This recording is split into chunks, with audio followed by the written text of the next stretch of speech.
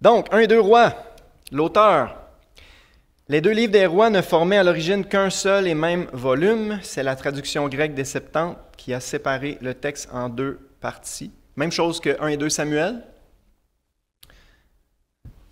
Traduction des Septante, vous vous rappelez, c'est la traduction grecque de l'Ancien Testament, à peu près 200 ans avant Jésus. C'est là qu'on a splitté les livres en deux.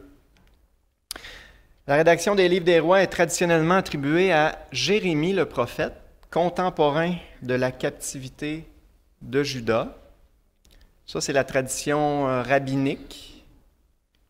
Cependant, il est improbable que Jérémie soit l'auteur des livres des Rois, comme l'a pourtant suggéré la tradition rabbinique. En effet, le dernier événement qui est relaté a pour cadre Babylone en 561 avant Jésus. On peut tourner 2 Rois 25, c'est la fin, quand même intéressant, ça situe vraiment la fin de la rédaction de ces livres-là. 2 Rois 25, verset 27. La 37e année de la captivité de Joachim, roi de Juda, le 27e jour du 12e mois, Évil-Mérodach, roi de Babylone, dans la première année de son règne, releva la tête de Joachim, roi de Juda, et le tira de prison. Donc, le livre se termine avec cet événement-là, la 37e année de la captivité, qui va durer 70 ans. Alors, voilà pourquoi c'est improbable que Jérémie ait du moins composé la version finale de ces livres-là. C'est très possible qu'il y en a composé une partie, comme on va en reparler. Comme le livre de Samuel, c'est un livre qui a été rédigé avec différentes sources historiques. C'est un genre de résumé de l'histoire d'Israël dont la version finale a été rédigée un petit peu plus tard. J'étais rendu dans le milieu du paragraphe. Or, Jérémie ne s'est pas rendu à Babylone, mais en Égypte. On voit ça dans le livre de Jérémie. Et il aurait été âgé d'au moins 86 ans à cette date-là. En fait, l'identité de l'auteur n'a jamais été dévoilée. Toutefois, étant donné l'importance accordée au ministère prophétique dans le texte, il s'agissait vraisemblablement d'un prophète de l'Éternel anonyme en exil à Babylone. Bref, on ne connaît pas l'auteur, probablement un prophète parce que c'est des livres très spirituels, c'est des livres historiques mais qui interprètent l'histoire du point de vue de Dieu, vraiment du point de vue spirituel. Et ça parle énormément, surtout dans le livre des Rois, ça parle énormément du ministère d'Élie et d'Élisée. On va en parler, ils prennent un gros chunk. Donc, si c'était un écrivain profane normal qui veut résumer l'histoire d'un royaume, il n'aurait pas passé 12-13 chapitres à parler des prophètes, Élie et Élisée. Fait que c'est vraiment un point de vue spirituel sur l'histoire d'Israël. Il est manifeste que l'auteur a rédigé son texte en puisant dans divers écrits, tels que le livre des Actes de Salomon, on voit ça dans 1 Roi 11, 41, le livre des Chroniques des rois d'Israël et le livre des Chroniques des rois de Juda. Ça revient très souvent. Cela n'est-il pas écrit dans le livre des Chroniques des rois d'Israël? Cela n'est-il pas écrit dans le livre des Chroniques des rois de Juda? Donc, c'est évident, on a devant nous un sommaire tiré des chroniques plus politiques, les archives des rois. Un sommaire de l'histoire d'Israël, encore là, interprété du point de vue de Dieu, du point de vue d'un prophète de l'Éternel. Autre source identifiée par l'auteur, le livre d'Ésaïe. Il semble vraiment que l'auteur est puisé aussi dans des sections du livre d'Ésaïe. Et le livre de Jérémie. Ça, je ne suis pas tant d'accord. Moi, j'ai l'impression, parce que Jérémie 52, en fait, Jérémie 51, le dernier verset dit « Ici s'arrêtent les paroles de Jérémie ». Fait que c'est clair que Jérémie 52, c'est un annexe, un supplément historique au livre de Jérémie. Puis, entre autres, ça se termine, le livre de Jérémie se termine exactement comme le livre de 2 Rois, la 37e année de la captivité de Joachim, le roi de Babylone libère Joachim. Fait que son argument tantôt, c'est un peu boiteux pour vrai, là, de dire que ça ne peut pas être Jérémie qui l'a écrit parce que Jérémie n'a pas pu écrire cette section-là, ben croyez-le ou non, le livre de Jérémie se termine comme ça. Fait que, mais, comme j'ai dit, la fin du chapitre 51 nous dit, ici se terminent les paroles de Jérémie. Donc, c'est clair quand tu lis Jérémie que le chapitre 52 est un annexe historique qui a été greffé par après au rouleau de Jérémie. Tout ça pour dire que l'auteur est anonyme, est inconnu, mais il a puisé dans différentes sources, dont probablement Jérémie. Et peut-être que Jérémie a rédigé une bonne partie, mais il n'a pas rédigé la version finale. Voilà, on continue, temps et lieu. Les livres des rois ont dû être composés entre 561 et 538 avant Jésus-Christ. La première date, celle avant laquelle ils n'ont pu être achevés, est déterminée par le dernier événement qui y est rapporté. On vient d'en parler. Ça n'a pas pu être écrit, du moins la version finale, avant 561 parce que c'est le dernier événement rapporté dans le livre, la 37e année de la captivité à Babylone. Puis, probablement que ça a été rédigé, je vais lire. En outre, comme la fin de la captivité babylonienne n'y est pas mentionnée, l'édit libérateur de Cyrus, en 538 avant Jésus, marque l'ultime délai de rédaction. Donc, si ça avait été écrit après le retour de Babylone, ben fort probablement que l'auteur se serait fait un plaisir d'inscrire cet événement-là extraordinaire, comme c'est le cas à la fin du livre des Chroniques. Les Chroniques ont été rédigées beaucoup plus tard et ça se termine avec le retour d'exil, l'édit de Cyrus, le retour en terre promise. Donc voilà, on peut être assez confiant que ça a été la version finale du livre des rois a été rédigée entre 561 et 538 et fort probablement, en fait c'est la prochaine phrase, les livres des rois ont probablement été rédigés à Babylone pendant l'exil à Babylone.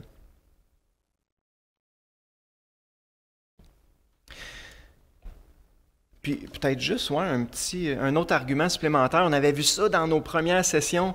L'écriture hébraïque a vraiment pris sa forme, je dirais quasiment actuelle. Là.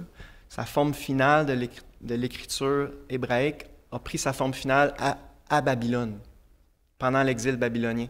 Donc, c'est un autre indice. Ils ont, en même temps qu'ils ont... finaliser leur mode d'écriture, ben, ça fait du sens qu'ils ont rédigé aussi la version finale des livres historiques au même moment. Pour que le texte... Bref, ça a fixé le texte. Après ça, il n'y a plus d'évolution dans l'écriture hébraïque.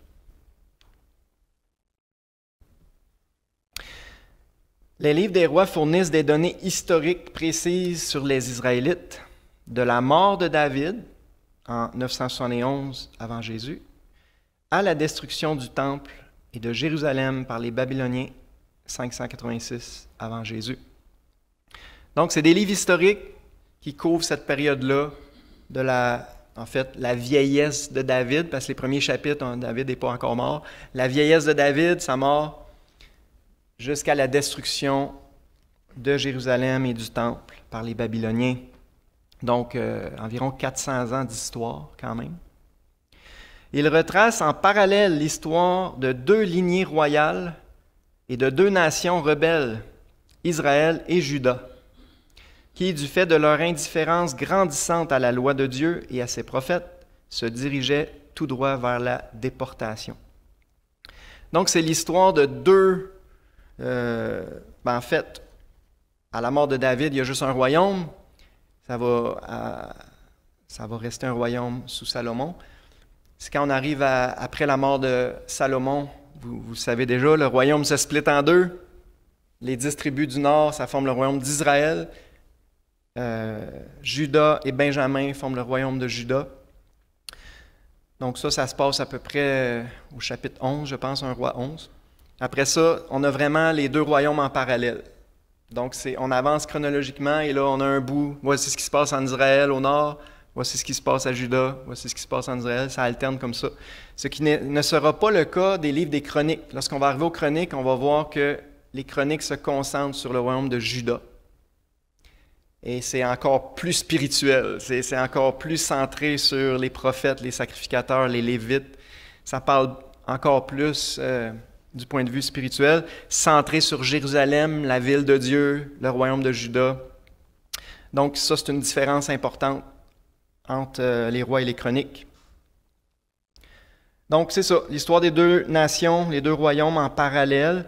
Puis, ce qu'on constate, c'est que d'une façon générale, on voit un déclin continuel. Pendant ces 400 ans-là, c'est le déclin.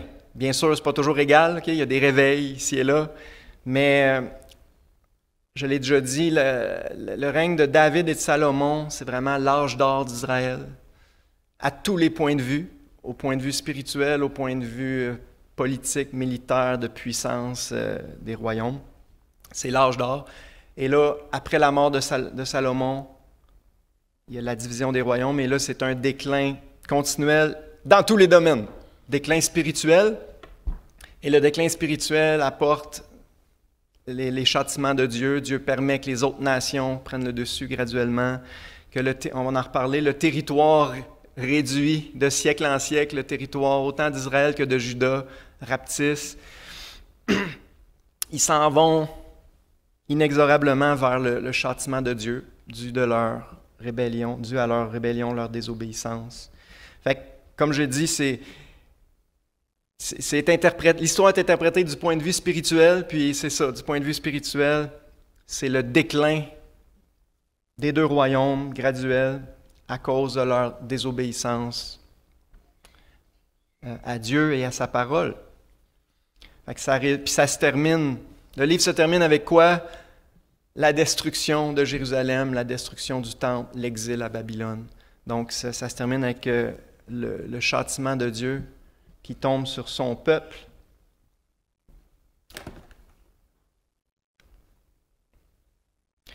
Les deux royaumes comparés, j'aime ce tableau-là. Alors on voit Juda et Israël. Le royaume de Juda a duré beaucoup plus longtemps, 345 ans, comparé à Israël, 209 ans.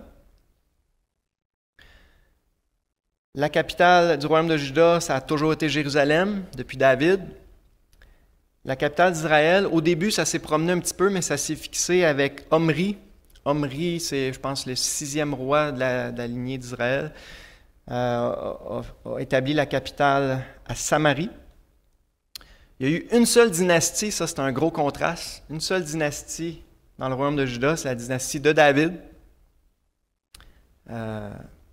tout le long, jusqu'à la destruction de Jérusalem. On voit que Dieu a vraiment préservé la lignée royale de David à cause de ses promesses envers lui. Le royaume d'Israël a eu 9 dynasties différentes. Nombre de rois, il y en a eu 20 en Juda, 19 en Israël, pour une période de temps vraiment différente. On voit dans le bas la moyenne des règnes était vraiment plus longue en Juda.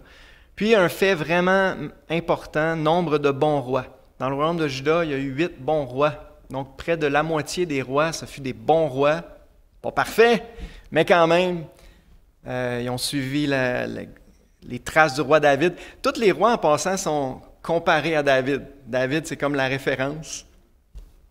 Il a suivi les traces de son père David, où il s'est détourné. Puis en Israël, ils sont tous comparés à Jéroboam, qui est le premier roi d'Israël, qui est un mauvais roi. Et il a suivi les traces de Jéroboam. Ils ont tous suivi les traces de Jéroboam, malheureusement. Fait qu'encore là, on voit là que la lignée de David est préservée non seulement politiquement, Dieu la préserve au pouvoir, mais spirituellement aussi, Dieu permet qu'il y en a 1 sur 2 qui est un roi fidèle, qui fait des réformes pour ramener le peuple vers Dieu, pour ramener le peuple à la parole de Dieu. Alors, c'est encourageant. Il y a de la lumière qui brille de façon périodique tout au long du royaume de Juda. Voilà, donc c'est un beau petit résumé ici. Puis ici, on n'ira pas dans les détails, là, mais vous avez la première colonne, c'est les rois de Juda. Roboam, Abijah, Asa, Josaphat, etc. Donc le premier, c'est Roboam, le fils de Salomon. On va en reparler, qui a été vraiment stupide. Il n'a pas écouté les conseils des anciens, il a écouté les conseils de ses chums d'école, puis il a fait une méchante connerie. Et il a causé la division permanente du peuple de Dieu. Et ça se termine, le royaume de Juda se termine avec Sédécias. Le premier roi d'Israël, c'est Jéroboam. On va en reparler, là, mais d'un point de vue humain, ça se comprend. Il s'est dit là, mon peuple, il ne faut pas qu'il aille à Jérusalem, le royaume adverse, pour adorer Dieu. Donc, on va y faire une religion locale. Fait qu'il a créé une religion locale. Il a créé des veaux d'or à Bethel et à Dan. Il a dit maintenant, c'est là que vous allez adorer. On peut comprendre le raisonnement, mais c'était de l'idolâtrie. Dieu avait dit, c'est à Jérusalem, vous allez aller adorer. Et c'est en grande partie ça qui a gâché le royaume du Nord spirituellement. Des dates importantes, 722, c'est la destruction de Samarie par les Assyriens. Donc Dieu s'est servi, il n'y avait plus rien à faire avec le royaume du Nord, il était totalement corrompu. Dieu a été très patient, il a attendu 2 siècles d'infidélité. Mais là, en 722, le jugement est tombé, Dieu s'est servi des Assyriens pour détruire le royaume du Nord, détruire Samarie, puis amener le peuple en captivité en Assyrie. 722. Puis, le royaume de Juda, comme on l'a déjà dit, a continué environ 150 ans, 125 ans de plus. Mais lui aussi, le jugement est tombé, 586, la destruction. En fait, dès 605, Nebuchadnezzar prend le contrôle de la place. Il y a une première déportation en 605, un autre un peu plus tard, puis ça se termine avec la destruction de Jérusalem, du temple, en 586. Donc, ça se termine par le jugement de Dieu. Mais, je dis ça se termine, les livres des rois se terminent là, mais on sait que l'histoire continue, la grâce de Dieu continue, Dieu va ramener son peuple 70 ans plus tard de l'exil à Babylone. Ah oui, puis côté géographique, c'est juste pour montrer que graduellement le territoire a rapetissé. Au début, le royaume d'Israël, c'était tout ça ici. Ils ont perdu la partie en vert en premier. Après ça, ils ont perdu toute la partie en mauve. Après ça, ils ont tout perdu la partie en jaune. Fait qu'à la fin, là, le royaume d'Israël, c'était juste ici. Donc, on voit que graduellement, le territoire s'est fait gruger beaucoup. Jusqu'à temps que Samarie tombe aux mains des Assyriens. Le royaume de Juda, c'est moins spectaculaire, mais au début, il y avait le contrôle d'Édom. Et ils ont perdu Édom à un moment donné. Donc, ça s'est réduit à ça. Bon, ben, ça résume pas mal temps et lieu. Les buts de ces livres-là, préserver l'histoire de la période entre la mort de David et la 37e année de la captivité de Joachim, une période d'environ 410 ans. Bien sûr, c'est précieux d'avoir les récits historiques. Déjà là, c'est une grande utilité. Mais ça ne s'arrête pas là. Un autre but, c'est relater le déclin et la chute des 2 royaumes de Juda et d'Israël et en exposer les raisons. C'est clair que c'est un des buts derrière ces livres-là. L'auteur veut montrer qu'est-ce qui arrive quand on abandonne Dieu, quand on se détourne de Dieu, qu'on ne garde plus sa parole, qu'on tombe dans l'idolâtrie, c'est inévitable, ça l'amène le déclin et éventuellement le châtiment. Un autre but positif, c'est d'inciter Israël à obéir à la loi pour être béni et à éviter la désobéissance pour ne pas être puni. C'est évident dans tous les récits historiques, surtout les rois, là, quand les rois s'appliquaient à chercher Dieu, à garder sa parole, à obéir à sa parole, bien, ils étaient bénis, puis toute la nation était bénie. Et quand ils désobéissaient, puis ils se détournaient de Dieu, bien, toute la nation était sous le châtiment. Puis c'est un principe général qui s'applique encore à nous aujourd'hui. Dieu bénit l'obéissance. Dieu châtie la désobéissance. Maintenant, dans le cas d'un enfant de Dieu, ce n'est pas un jugement punitif tant qu'une correction, comme un père châtie ses enfants, mais ça reste vrai.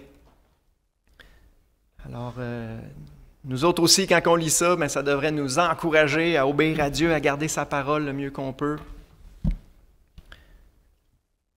Et ne pas se détourner et désobéir. Les rois ne se contentent pas de livrer un récit historique exact. Ils interprètent aussi cette histoire. Vivant à Babylone, l'auteur désirait transmettre à ses compagnons d'exil les enseignements à tirer de l'histoire. Il cherchait en particulier à exposer à la communauté juive les raisons pour lesquelles l'Éternel avait dû juger son peuple en l'exilant. Donc, si on prend compte que la version finale a été rédigée probablement à Babylone pendant l'exil, c'était certainement un des buts d'interpréter l'histoire le peuple en exil à Babylone qui puisse apprendre des leçons de l'histoire. Et certainement que ça a contribué au retour. Il était à peu près 45 000 qui sont revenus 70 ans plus tard. Là. Ben, il y en a une gang là-dedans, certainement, qui ont entendu la lecture du livre des rois dans leur synagogue en exil, puis qui ont appris les leçons de l'histoire, puis qui ont eu à cœur de retourner à Dieu. Puis en passant, le châtiment a porté ses fruits parce qu'on ne voit plus d'idolâtrie, du moins d'idolâtrie flagrante, là, avec les idoles des nations d'alentour. Là. Au retour de l'exil à Babylone, on ne voit plus d'idolâtrie. Fait qu'ils ont quand même appris. Ils ont tombé dans d'autres péchés, mais ils ont appris quand même de l'histoire. Donc c'est ça, c'est des livres historiques interprétés du point de vue de Dieu, plein de leçons spirituelles qui nous poussent à tirer des leçons, justement. Comme c'est écrit dans le Nouveau Testament, ces choses ont été écrites pour nous servir d'exemple, à nous aussi, qui sommes parvenus à la fin des siècles. Alors c'est important quand on lit ça de tirer des leçons, des bons exemples comme des mauvais exemples. Caractéristiques. Après avoir atteint l'apogée de la gloire sous les règnes successifs de David et de Salomon, l'âge d'or d'Israël, le peuple s'éloigne progressivement de l'Éternel pour se livrer à l'idolâtrie.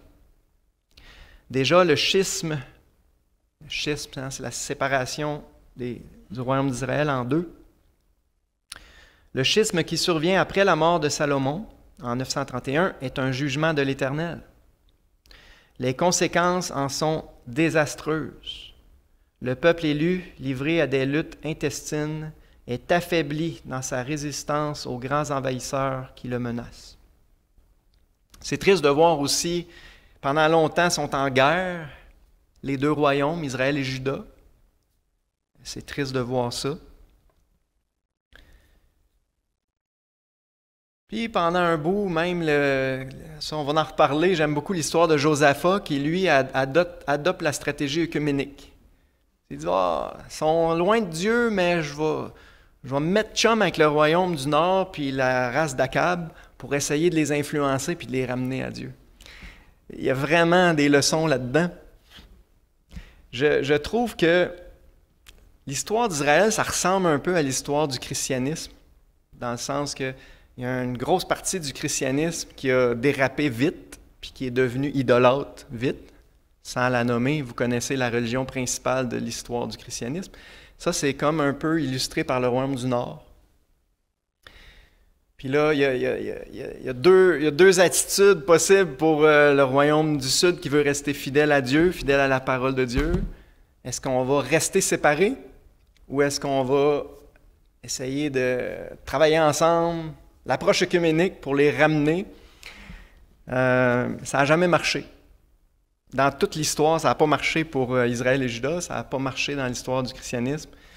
Quand on se mélange, quand on néglige de se séparer de ceux qui ne sont pas des vrais chrétiens, des vrais croyants, c'est toujours l'influence, la mauvaise influence qui l'emporte. C'est le bon vieux proverbe que une bonne pomme dans un panier de pommes pourrites, ben, ce n'est pas la bonne pomme qui va assainir le pot. C'est toujours le contraire qui se passe. Alors ça, c'est une parenthèse, là, mais c'était nécessaire que le royaume du Sud reste séparé du royaume du Nord et des autres nations autour. La séparation, c'est l'essence même de l'idée de sainteté. La sainteté, c'est la séparation du mal, de la corruption, du péché, du compromis. Alors, c'est nécessaire d'avoir un certain degré de séparation. Maintenant, là, c'est pas ça le sujet, là, mais c'est un beau sujet.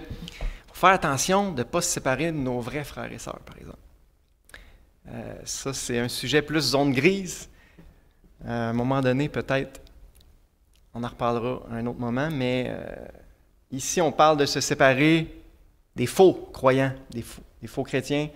C'est ça l'illustration, mais les vrais frères et sœurs, ça, c'est beaucoup plus difficile à justifier bibliquement.